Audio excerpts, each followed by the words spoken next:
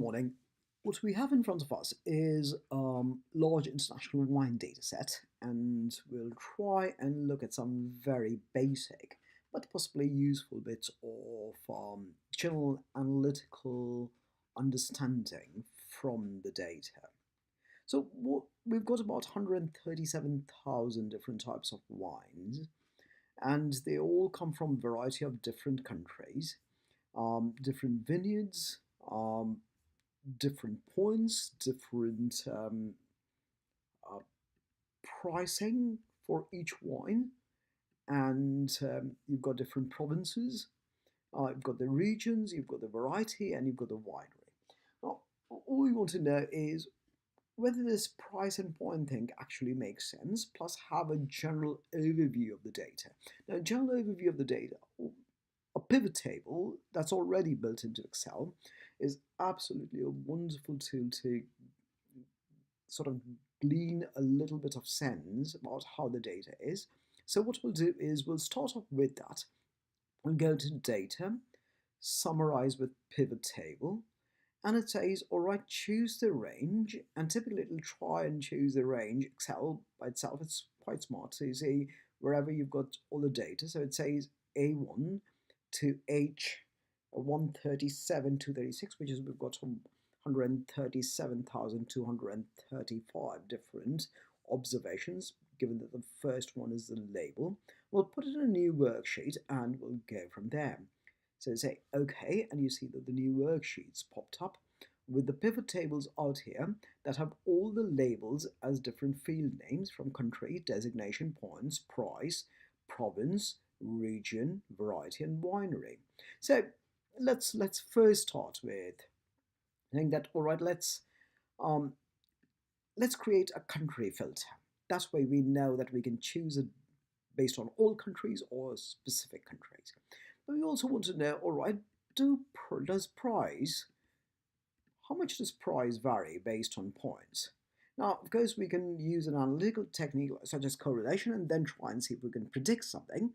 But for the time being, let's just look at, we just pulled our price here, and instead of sum of price, we'll just say average price, because that, I think, is going to be a slightly better assessment. So that gives you an average price for every point. And what we're going to do is we'll just choose that set and then say pivot chart. And whether you want to sort of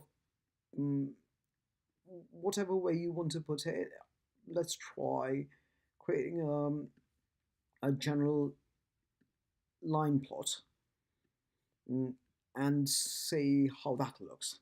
It looks like price and points, as points go up, prices tend to go up massively. But if you look at it, you'll also find that, see, when you look at an 80-point term, the average price appears to be about $17.22. And then, as you go forward into an 88-point term, it goes up to 37.43.66. And now you suddenly see that there's a sudden jump the minute you start getting into an 87 or 88 point wine.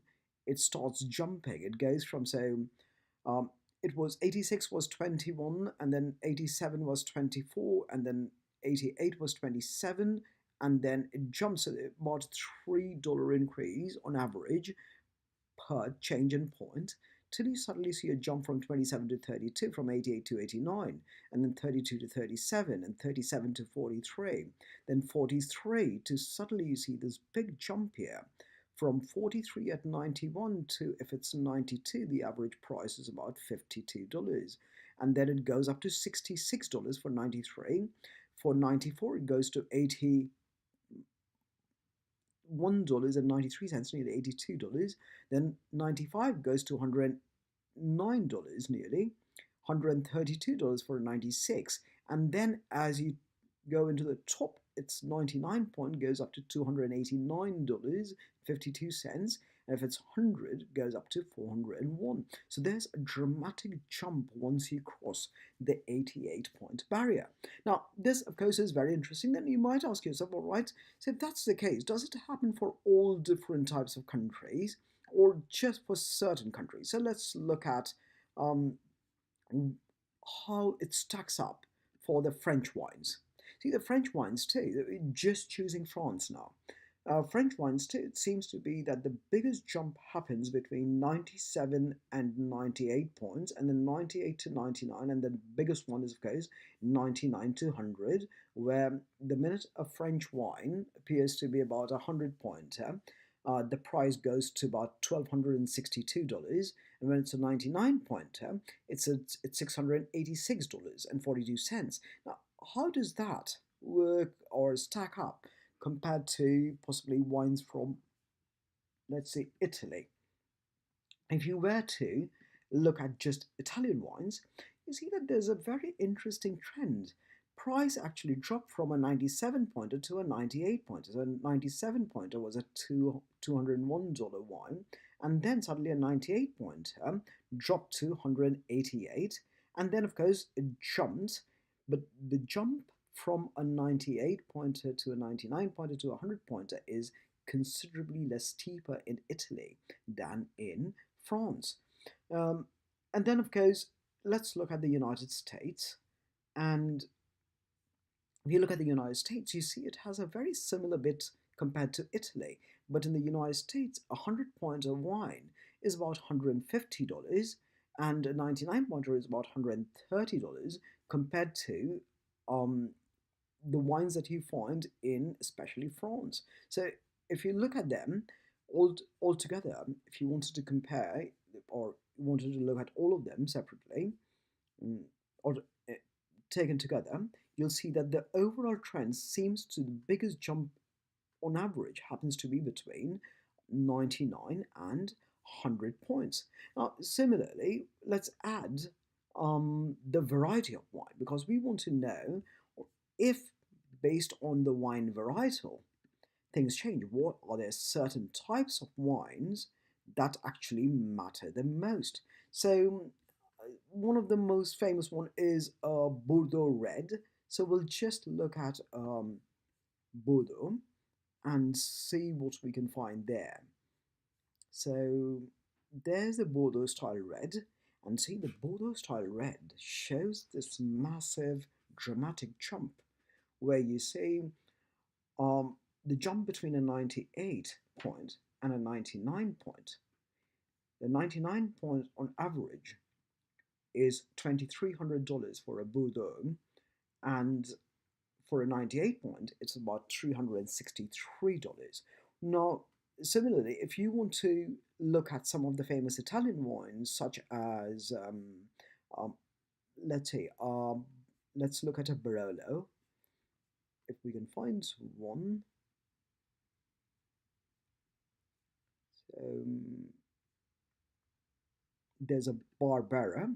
Let's look at a Barbera, and you see that the Barbera, which is a decent wine, it stays around $47 for a 93 point and 91 point for 90 or for a 91 pointer it's about $47.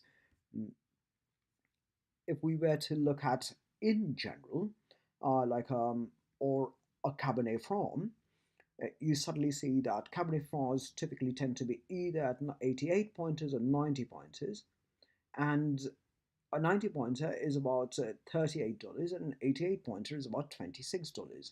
So you can try all of these different sets. Now you can say that, all right, I want to look at country first, only Italy. So let's uncheck everything and just look at Italy. And then we want to look at all the wines in Italy, but then we want to narrow a range to a few, for example. So let's see what we can find. So if we were to look at something like a Tempranillo, we don't have any data because it doesn't seem to have any information about that.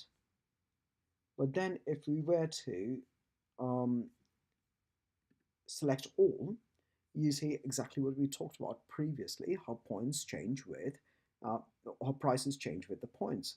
Um, Secondly, then you can, let's go back and select everything back again. So we've got a general sense, and you can play around with this. You can then look at provinces. You could add provinces out here, um, and say, all right, so based on each province, how do things matter? And you've got all these different provinces around the world. And so you want to say, all right, if suppose you want to just say, how do Beaujolais wines stack up, or wines from the Beaujolais province? And it shows that most of them seem to be around the 82 to 90 point marker, and then the maximum is a 93 pointer. And then if you want to look at some other wines, such as a Burgundy region wine, you can see that Burgundy wines go up to 98 points. Average price is about $450. And then if you want to remove Burgundy and just have California, you can see that it goes up to 100 points. The value is $186.43. So it seems like California wines are a way better bet if you're looking for good quality wines with very high points, without sort of breaking the bank. Um, Similarly, you can play around with other things, such as if we were to just look at the varieties out there, and it gives you a sense of all right, what are the different wine varieties that we have, and it tells you, if you, let's expand on the map a bit, and this tells you that some of the higher value wines are the Cabernet Shiraz, which is valued at about $150 on average across all these different countries. The Muscadel, which is about $141.30. And then, of course, if you want to now simplify it to just France and Italy, say France and Italy, you see that the top ones seem to be the Marsanne, um, the Pinot Noirs, the Picolis, the Nascos, the Muscadels, and the Merlots. Those seem to be the top ones. So it gives you a quick sense of what sort of areas, provinces, vineyards you might want. In this case, what kind of variety gives you, appears to be the pricier ones of the lot. So it gives you a chance to play around with it. But now let's go into the more um, a slightly different aspect, which is, what is the correlation between um, the points of a wine and the price of a wine? So in that case, all we do is something very simple. We say is equal to the correlation, so correlation of the points and the prices. And in this case, on a Mac, so I'm going to do Command Shift down arrow to include all the cells, cover it, and then go. It didn't seem to like it much what I did, so I'm going to try it again and say is equal to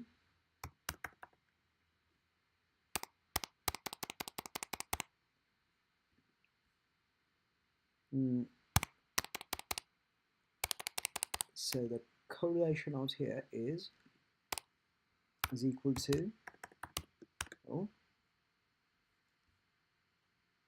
of this array. I should have chosen them separately, and that was my mistake. And then D1 to D137 to 36. And now, once I click on that, it gives you, it tells you that that's the correlation. So they're saying that there's 0.4598, or about 46% correlation between wine points and wine prices. Now, another way of doing it is just using your normal data um, analytics functions. And out here, if you go to data analysis, go into correlation, click OK, and it tells you choose the input range, and we'll choose this input range. This is a slightly more sophisticated of doing it, and we say that labels in first row asks us what's the output range, and we say that all right, output range is going to be somewhere right up there, just below where we ran the correlation general function, and we click on OK. And it gives you exactly the same number, and it shows you that price to points, the correlation, all it means is that if one varies by one, how much does the other vary, without assuming there's any kind of causality. So we're not saying that the points cause prices to go up, or vice versa. Typically, the greater the points, the more the prices, right? So there is an implied causality that if your wine is very, very tasty and it's very well liked and it's highly regarded, the points go up.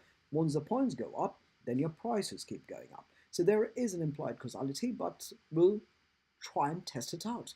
So now we know that there is a relationship, but we also want to know how impactful is the relationship of points on prices. And in order to do that, we're going to go back to data analysis, and this time we'll use a technique for prediction called regression, and click OK.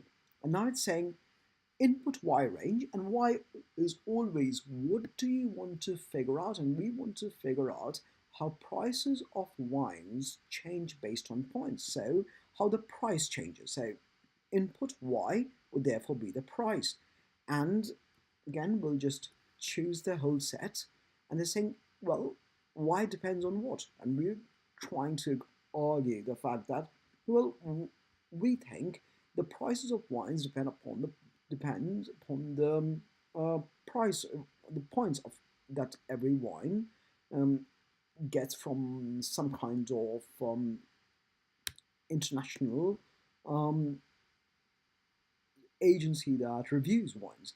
And we choose this, say the first set is labels. We say that the output range, we'll try and put the output range right below the correlation. And so we'll choose that as the output range. And once again, Y, the price of the wine, depends upon the points of the wine. And we click OK. And we wait for Excel to run its own analytical setup. Now, the important bits out here are as follows. Firstly, the adjusted R-square is a very important thing, which says it's 0.211, which is nothing but, if we were to convert that into a percentage, it's 21.1%. So we could also go into format cells and say that, well, that's a percentage, and we click OK, and you see it says it's 21.15%. What that means is that this is points explain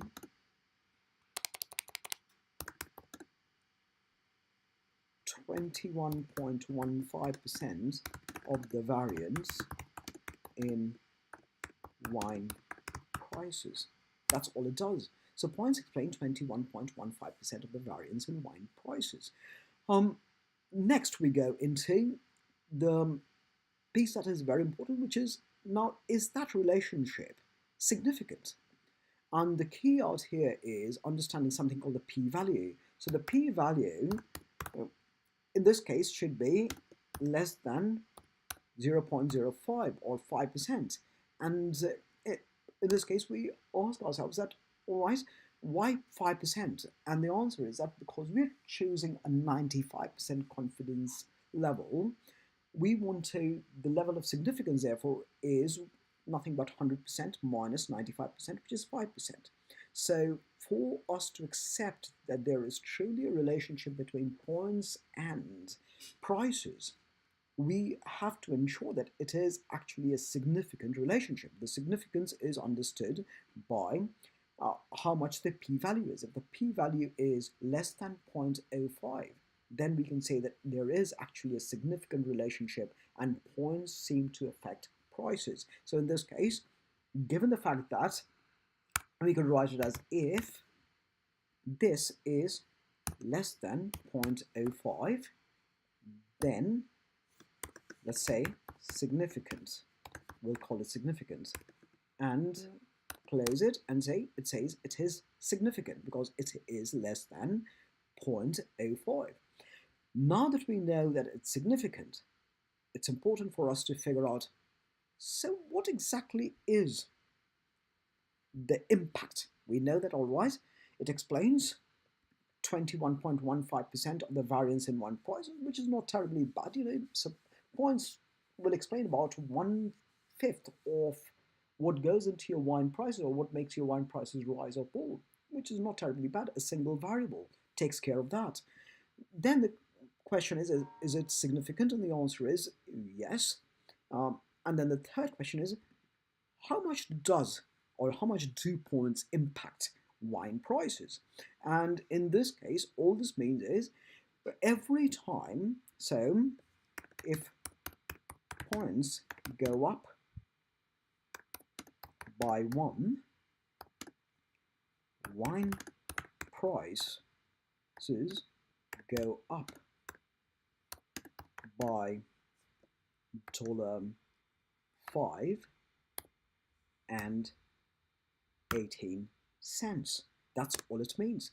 If the points go up by 1, so if we were to quickly recall, all prices are in dollars, points are in units, right? So 1 unit increase, so which basically means if it goes up by 1 point, the price of wine is likely to go up by, on average, by about $5.18. So it becomes an interesting piece for vintners and vineyards to focus on, to see, all right, what kind of wine should we produce if they look at their costs in order to increase the quality of the wine or the pick or the subtleties and the nuances that go into reviewing wine and giving it a higher points. If they end up costing them less than $5.15 a bottle, and based on how many cases that they can produce, so if the company says that, all right, we're going to produce 100,000 cases, so that would be 12,000 bottles of wine. So all they'd say is, how much would it cost for 12,000, or said, well, in this case, saying 1,000 cases, so 12,000 bottles of wine times the number of dollars it's going to, or how much it hits. So saying that it's likely to give us, we could raise the price of that entire case load by $62,216, 25 cents. Will it cost us less to actually get somebody to, or work with somebody, or choose the right pickings to work on these wines that would increase its points? So it gives you a good sense of how a wine price would change based on the number of points that are given. So that's a very quick, brief overview of how to play around with information that's given to you and how to sort of start making quick sense of a univariate relationship between points and prices.